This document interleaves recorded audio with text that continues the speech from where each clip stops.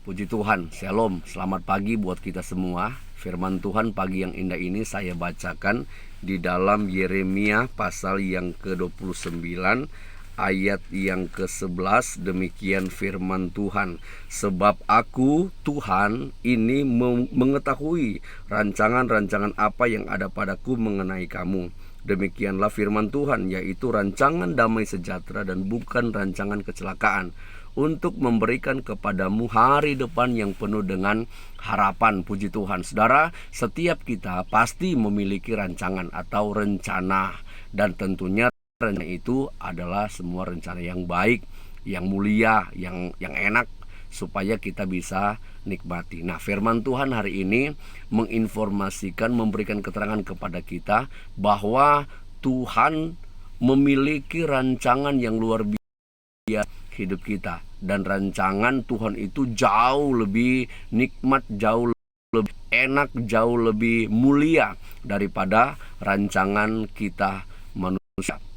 Dan rancangan Tuhan itu adalah rancangan yang belum pernah kita lihat, kita dengar yang di luar akal kita. Pokoknya ketika rancangan Tuhan tergenapi, maka kita akan berkata, wow, luar biasa kerja Tuhan atas hidup kita.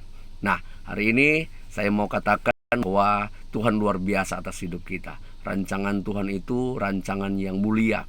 Firman Tuhan catat rancangan yang penuh dengan masa depan yang penuh dengan harapan. Dan firman Tuhan catat bukan rancangan kecelakaan, bukan rancangan kematian, tetapi rancangan yang indah, rancangan yang baik buat kita umat Tuhan. Nah, hari ini saya mau katakan bahwa rancangan-rancangan Tuhan itu akan terjadi hanya kepada orang yang selalu bersama dengan Tuhan, hanya kepada orang yang selalu mengikuti kehendak Tuhan.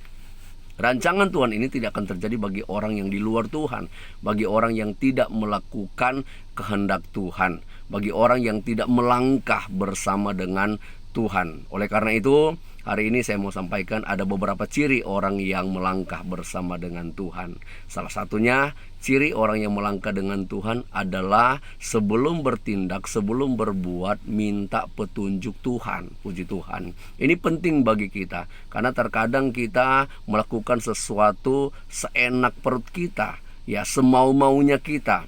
Padahal yang Tuhan mau, mari sebelum kita melakukan sesuatu, kita minta petunjuk Tuhan. Sama seperti firman Tuhan catat, Daud ketika dia sebelum berperang minta petunjuk Tuhan, dan pada akhirnya berkemenangan. Dan ada banyak tokoh-tokoh yang lain. Nah, demikian juga dengan kita. Mari kita sebelum bertindak, sebelum berbuat, minta petunjuk Tuhan. Sehingga rancangan Tuhan atas hidup kita yang bukan rancangan kematian, tapi rancangan yang penuh dengan masa depan, dan masa depan itu penuh dengan harapan, itu tergenapi atas hidup kita. Ya, minta petunjuk Tuhan. Firman Tuhan katakan di dalam Yakobus tercatat, sebelum engkau bertindak, mari engkau libatkan Tuhan di dalam segala apa yang engkau mau lakukan. Nah, tentunya ini di dalam doa. Bagaimana kita minta petunjuk Tuhan? Ya di dalam doa. Puji Tuhan, minta petunjuk Tuhan. Ini ciri yang pertama. Ciri yang kedua adalah orang yang melakukan yang diinstruksikan oleh Tuhan, orang yang melakukan perintah Tuhan. Jadi selain kita berdoa, minta petunjuk Tuhan, ya kita harus melakukan apa yang Tuhan mau. Karena ya semua ketika kita meminta petunjuk Tuhan, Tuhan berbicara atas hidup kita. Nah, ketika Tuhan berbicara, nah apa yang Tuhan sampaikan itu harus kita lakukan. Jangan sampai kita tidak melakukan, ya. Karena banyak orang yang ada di luar sana pakai pemikirannya yang menurut dia hebat, menurut dia pengalaman, menurut dia pinter, dan akhirnya dia melakukan, akhirnya sia-sia. Nah, jadi perlu untuk setelah kita minta petunjuk Tuhan, kita wajib harus melakukan apa yang Tuhan instruksikan, apa yang Tuhan sampaikan. Sama seperti peristiwa tembok Yeriko diruntuhkan. Kita lihat, ya, ketika Yosua minta petunjuk Tuhan dan Tuhan berbicara, mereka berkemenangan.